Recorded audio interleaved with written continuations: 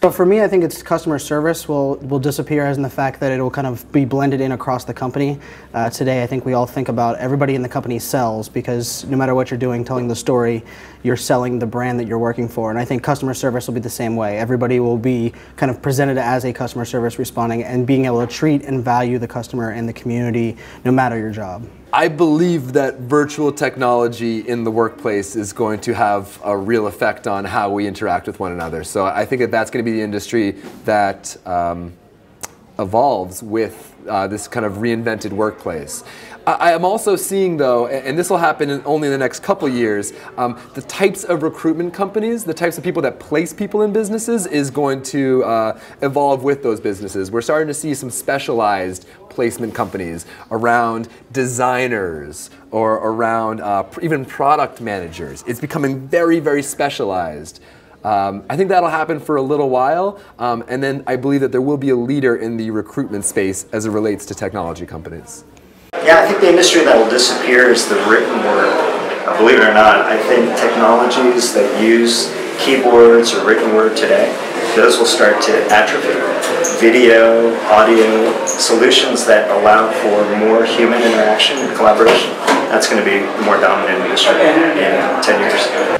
Well, I'm loving the peer-to-peer collaborative economy that we're starting to see emerge right now. Things like Instacart that Whole Foods is embracing, TaskRabbit where you're having your friends run errands for you. And we're seeing really it disrupt every part of the verticals in all industries.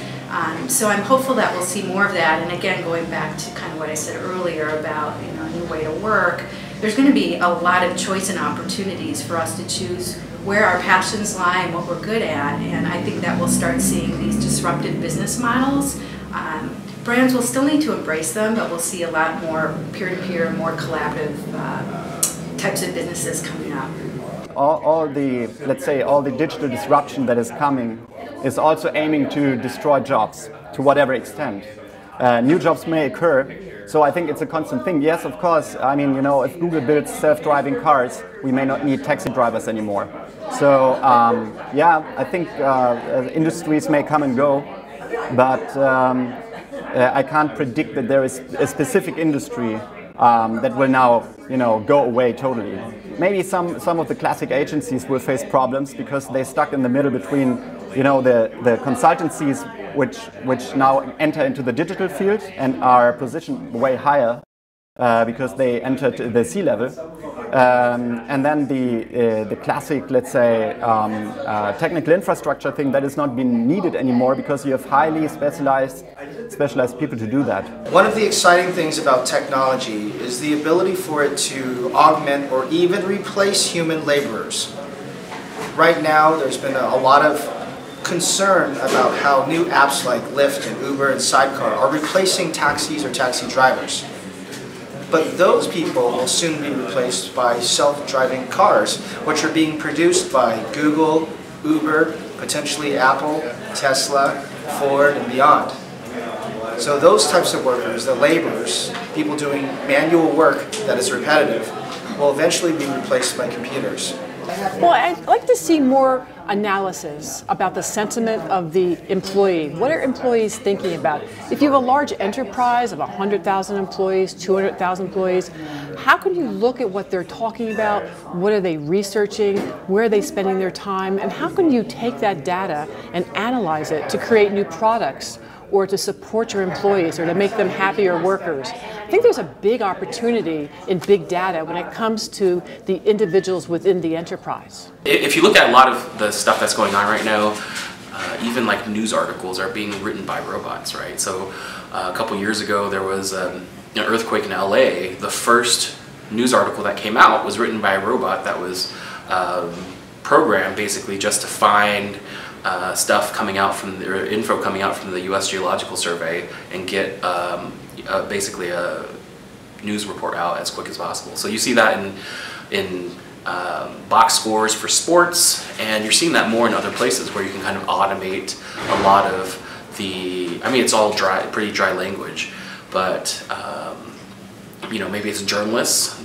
Bots are writing music and literature. I mean, there's a lot of technology out there that are gunning for our jobs. It's a really hard one to answer because on some levels we're all starting to talk about the sharing economy and how that looks. How do things like 3D printing migrate into more of a collaborative environment over a product that's being built? So when you look at the future of work and what industry could arise, it's also what industries could go away.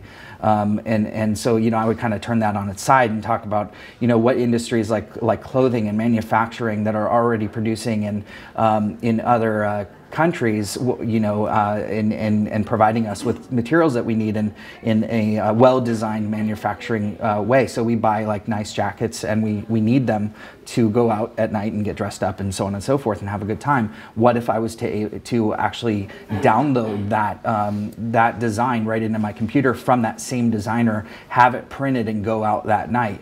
Think about that not only from a perspective of what you can have immediately, but also what does that do to an industry?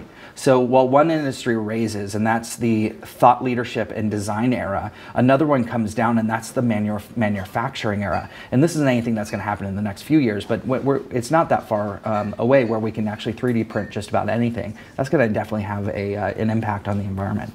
I think the new industry that is already emerging will only continue to get bigger, and that is the importance of virtual assistants. And I think not everyone, a minor percentage of really productive people have several of them, and I think every little facet of your business life will be outsourced. So the virtual assistant thing is going to be in the fabric of our culture and the only way to actually get things done. And it will all be streamlined automatically. You won't even know about all these things happening. They would just be like natural.